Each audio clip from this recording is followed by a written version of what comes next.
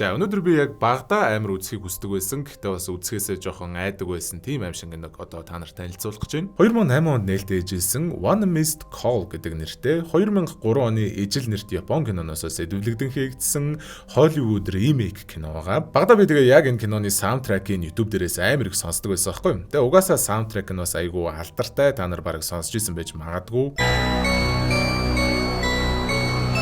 Тэгээ тухайн үед би бүр киноныхын трейлерыг ч үзэж байгаагүй, сценүүдээс нь харж байгаагүй. Хэрнээл яг энэ постэр дээрх нэг юм хүний ам шиг нүдтэй эвгүй хүн тэгээд энэ саундтрек хоёроос нь бүр амар айдаг байсан. Тэгээ угаасаа энэ постэр нь амар эвгүй байгаас харчаач дээ тусараа тэгэл. Дааш тэгээ том болоод энэ киногоо өөрөө яг бүтнээр нь олоод үзсэн чинь бас яг ч миний тэр төсөөлөлд байсан амар аимшигтай сэтгэл сэртгийлгмээр кино бол бас байгаагүй л дээ. Тэгээ ер нь бол яг хуу эвгүй айц төрүүлмээр хэсгүүд зөндөө байдаг.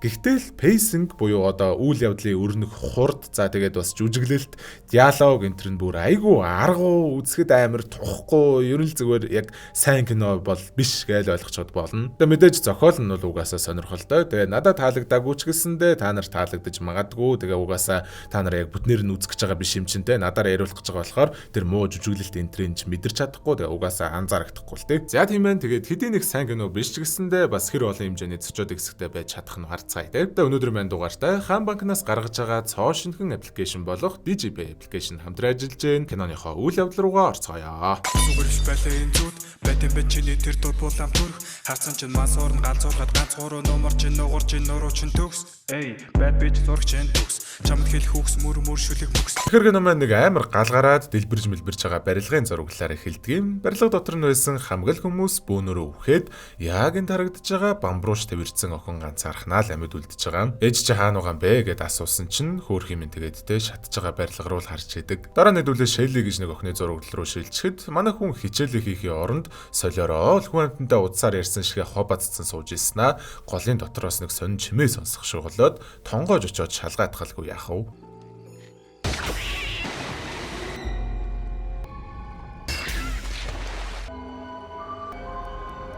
За одоо яг энэ тарагдж байгаа Бет гэж Шеллигийн ангийн охин бол яг жинхэнэ гол дүр мэн байгаа. Уг нь бол амар даруухан оюутан охины дүр. Тэгснэ яг ягаад ч юм гэртээ хамаг сургуулийнхныхаа авчираад хаус пари хийцэн байж идэг. Париных нь голоор Лиан гэж бас нэг ангийнх нь охин орж ирээд Шеллигийн оршуулга ямар шүү болов яав ив гэд баахан залхуу скримплейн exposition dump хийснийхэн дараа гинэтэл утсанд нь дуудлага ирээд хамгийн сонин нь тэр дуудлага нь Шеллигээс ирсэн байхаас гадна ягаад ч юм 2 хоногийн дараах одоо ирээдүгээс гэх юм уу да ирсэн дуудлага байдаг. За бас Шеллигийн дугаараас ирсэн хэрнээ Шеллигийн хоолой биш Лианы хоолой одоо өөрийнх нь хоолой байгаад идэг. Яг сүртэй юм бодлогоогоор өнгөрөөчөнгүүтэй маргааш нь хичээл дээрээ сууж исэн чинь Лианд сургуулийнх нь гадаа нэг шатж байгаа хүн харагдснаа. За бүр Бетийн гарлуу 60 хүлд цоолоод орж ийн гэж харагдаад шууд л гараа явдгийм. Тэгээ оройн хүртэл гэрлүүгээ харих замд нь автобусанд сууж исэн нэг хүн ийм царайтай болж харагдаад. За бас те киноны маань постэр буюу нүднийхээ оронд хүний амтай эмэгтэй одоо замынхын эсрэг талд харагдаж байгаа. Тэгээ угаасаа ойлгомжтой л доо. Лиан нэг гүүр маягийн юм дээрээс унаад богоонд дариулаад үхчихдэг. Тэгээ бас нэг сони юм гэвэл цагдаа нар ирээд цогцсон дээр нь анхан шатны шинжилгээ хийхдээ амнаас нэг юм улаанч гэх юм уу улбар шарч гэх юм уу хүлхдэг хатуу чихэр болж байгаа. Шеллигийн дугаараас Лианд дуудлага ирээд Лиан үхчлээ гэдэг яриа бол дорхноо л тэдний хүрээллийнхэнд хүрчихэж байгаа штэ тий. Ядчил яг Лианыг үгснээс 2 хоногийн дараа тэдний ангийн нэг залуу бас Лианыг үгснээ дараа Лианы дугаараас өөрт нь дуудлага ирсэн тухайга Бетэд хэлээд за тэгээд тэр дуудлага нь 2 өдрийн өмнө яг өнөөдрийн цаг буюу 3 дахь өдрийн 12 цаг 2 минутаас ирсэн юм байлээ. Тэгээ цаг руугаа харсан чинь 12 цаг 1 минут болж илгүй яах вэ? Тэр залууд нь нэг юм хар хүдийтэй жоохон хүүхдийн сүнс энтер харагдчихсэн аа. Гинэтэл ойрхон байсан байшин нь дэлбрээд арматур төмөр нисэж ирээд би нэвт сүлбэтгэдгээс гадна дахиад амнаас нь өнө хүлэгдэг чихэр унаад ирж байгаа. Яасан ийсэн юу харсан ямар дуудлага ирсэн энтергээд найзуудынхаа хүлтэй холбоотой бүх ил мэдээллүүдийг Бет цагдаа нарт хэлж өгсөн ч угаасаа классик те тэр хариуцж авсан цагдаа нар нь ерөөсөө итгэж өгдөггүй юм. Гэтэ ашгүй нэг Жак гэж өөр хэрэг дээр ажиллаж исэн цагдаа манай хүнд итгэдэг. Угаасаа Жакийн өөрийнх нь төрсөн дүү Шеллитэй нэг газар сайн дурын ажил хийж исэн л юм байлээ л те. Бас тэгээд яг Шеллиг нас урахаас яг 2 хоногийн өмнө зурдаар нас барсан юм байлээ. Мэдээж за бас амнаас нь тэр хүлэгдэг чихэр олдсон байгаа. Тэгэл за би бас дүүгийнхээ өгсөн шалтгааныг олж мэдмээр байна. Хоёулаа ханиндаа энэ хэргийн учрыг тайлъя л гэж байгаа юм байлээ.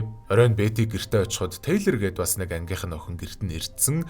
Би яг дараагийнх нь гэдгийг мэдрээд байна гэсэн одоо байж идэв. Тэгснэ за би угаасаа удахгүй өгчих юм чинь чи найздаа DigiPay-ээр нэг 20k зээлчээж гэдэг. За DigiPay-г бол манайхан айл хизээний мэддэг болсон шүү дээ, тэ. Аппликейшнийг татаад бүртгүүлсэн байгаа гэж бодож байна. Тэгээ угаасаа хэрэглэхэд бүр маш амархан гүйлгээний аппликейшн байгаа. Тэгээ өнөөдөр би утсан дээрээ дугаарыг тэмдэглээд авцсан байгаа үнэргүй айгүй амархан гүйлгээ хийж болдгийг танилцуулах гэж байна. За жишээ нь манай нэг найз надаас мөнгө зээлгэж чинь гэж бодъё л доо, тэ. Тэгээд би шилжүүлэг хийхийн тулд заавал дансыг мэддэг байх мах шаардлагатай байгаа шүү дээ, тэ. DigiPay-ээр бол заавал дансыг мэддэг байх шаардлагагүй. Тэр найзынхаа дугаарыг утсан дээрээ тэмдэглээд авцсан. За тэгээд бас тэр найз чинь DigiPay ашигладаг байх юм бол амар амархан заяа одоо харж. За шилжүүлэг гэдэг дээр нь дараад тэгмүүдээ за одоо хэдийг шилжүүлэхээ оруулан за 5000 те за шилжүүл. Тэгэнгүүт за одоо ингээ утсан дээрээ тэмдэглээд авсан контактууд чинь гарч ирж байгаа байхгүй юу. За би Mio руу 5000 шилжүүлээ л да те. Тэгээ Mio бас утсан дээрээ DigiPay те. Тэгэнгүүт зам яг дээр дарлаа. За тэгээд гүйлгээний утга дээрээ юу ч байдیں۔ те. За George гэж биччихье. Ингээ гүйлгээний утгаа хийлээ. Шууд дансан цаанаасаа гараад ирж байгаа. Би дансыг мэддэг байх шаардлагагүй. Тэгэл ингээд болоо.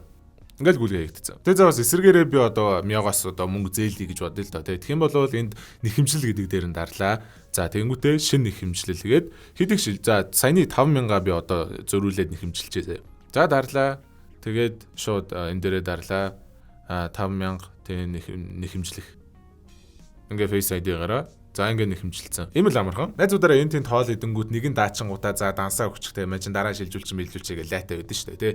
Тэгэхэд найзууд бөөнөрөө утсан дээрээ DigiPay-тэй байх юм бол ингээл амар амархан заавал дансыг асуугалаа андаа дансаа гэл данс масныхаа тоомоог нь бичээд авах шаардлагагүй. Шууд контактаар нь ингээл болчихно. DigiPay, enjoy everything. За тэгээ нөгөө Тейлор гээд найз нь сонин юм яриад параноидлууд байсан болохоор Бэт шууд л тайвшруулах гээд өөрийнхөө ч утасны, Тейлорын ч утасны батарейг нь гаргаж салгаж тавингуудаа утас чинь холбогдохгүй байх юм бол дуудлага ирэхгүй штэ. Тэгэхээр аюулгүй гэсэн үг гээд тайвшруулаад дунддгийн.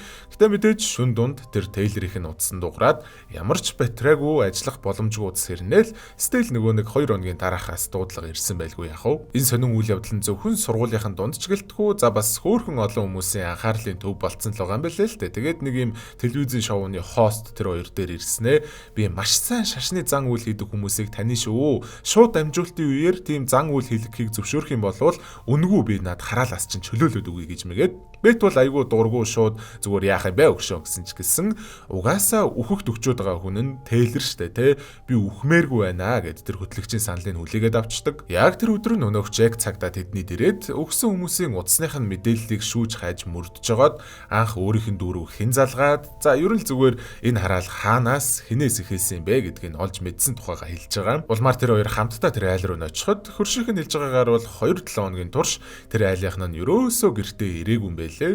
Гэтэл манай хоёр хулгаагаар хаалга нээж ороод гэр бүлийнхэн зураг энтрийг харахад яг нөгөө нэг киноны эхлэлд галаас амьд үлдсэн охины гэр бүл байж таардаг.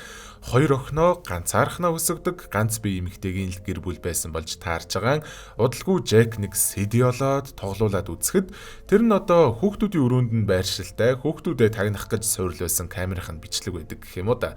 Тэгээ гэхдээ угаасаа ганцхан л өдрийн бичлэг байгаад байсан болохоор өөр өдрүүдийнх нь бичлэгийг олж авах гээд тэр нууц камерыг хайсан ч гэсэн нууц камер нь олдохгүй тодорхой л доо. Ямар тааж тэндээсээ гараад цагдаагийнхаа бүртгэлийн системээс яг тэр гэр бүлийнхний нарийн мэдээллүүдийг олж уншихад Элигээд том охин нь астамтай. Тэгээ нэг өдөр гэртээ эмээ эргэлж чадахгүй байжгаад газар дээр нас орсон болж таарахаас гадна ер нь л тэр ээж нь өөрөө жоохон хүүхдүүдтэй гар хурж мөрдөг эвгүй эмэгтэй байсан юм шиг байлээ. Хүүхэд хамгаалах төв хүүхдүүдийнх нь биен дээрх шарах сорив энтрийг харчаад нэг удаа байцаалт авч исэн байж таардаг. Тэгээ яг тэр байцаалт авч исэн хүүхэд хамгаалах төв дээр нь Шелли болон Жакийн төрсөн дүү хоёр хамтдаа дадлагжигчаар ажиллаж исэн болж таарж байгаа. Астмасаа болж Элаг үгсний дараахан бага охиноо аваад гэрээсээ зүхтаагаал явцсан байгаа юм л да. Тэгээ тэндээ нөгөө нэг киноны эхлэлд гарсанчлан шатаад өгсөн гэсэн үг нөгөө зүхтаж очсон байсан газараа манай хоёрыг ингэ байж ах үеэр нөгөө нэг Тейлор чинь солиот юм шиг шууд нэвтрүүлэх үеэр шашны зан үйл хийлгэх гээл байж байгаа шүү дээ. Одоо хараалаа зайлуулна гэсэн те. Тэгтээ угаасаа л тодорхой те тэр зан үйл нь амжилт олдгүй юм.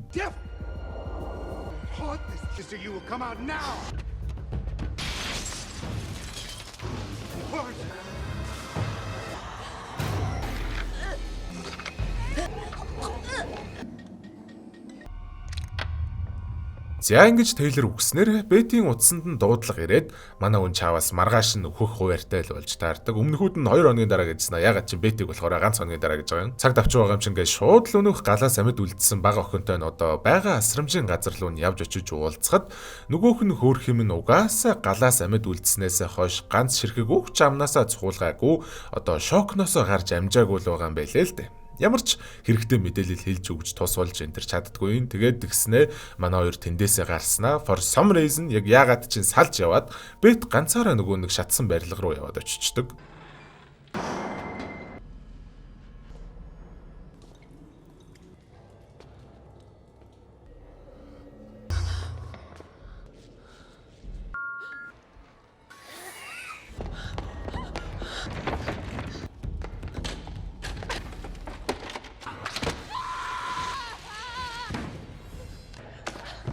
Уг нь бол Жекэр жамдсан ч гэсэн Жек нөгөө нэг сүмсэндээ шидэгдэж тэр хоёр дахиж нэг салаад Бет өрөөндөө түгжигдээд гисэн болохоор гарах ганцхан зам буюу агаар жуулалтын хоолоогоор нь явж байгаа. Дааж тэндээ нөгөө нэг охтын ээжтэй тааралдаад бөөнлөн болон зүгтааж сүулдэ яалтчгүй баригдчихдаг.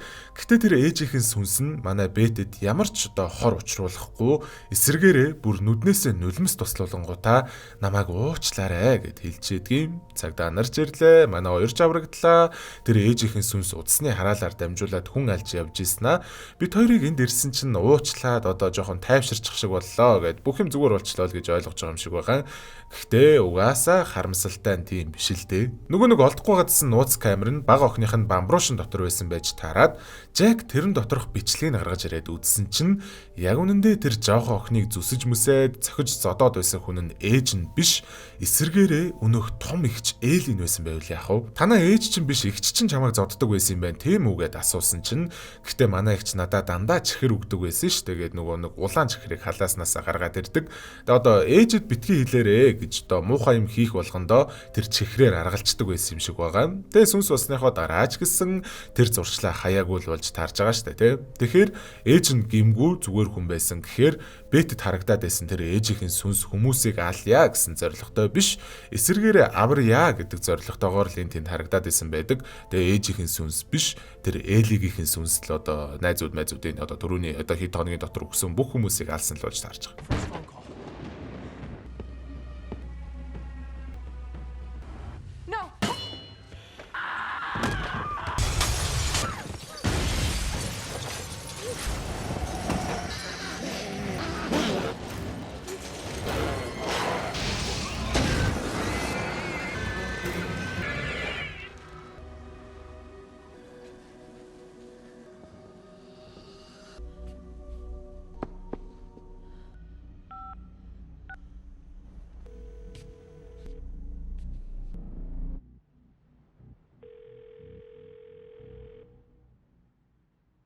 За тэгээ кино маань энэ дүрээд өндөрлж जैन. Тэгээ энэ хүү кино маань кредит хэсгийг оруулахгүйгээр тоолох юм бол яг 1 цаг 21 минутын урттай кино байсан. Тэгээ миний тоосноор бол бүр яг 15 зочоод хэсэг байлаа. Тэр хэрвээ та энэ киног үзэж байгаа бол дунджаар 5.4 минутанд нэг удаа зочих нэ. За тэгээ өнөөдөр мэдчлэгийн дүрээд өндөрлж जैन өөр илүү дутуу юм юу ярих вэ? Хэдүүлээ дараачихаа бичлэгээр тун удахгүй уулзна.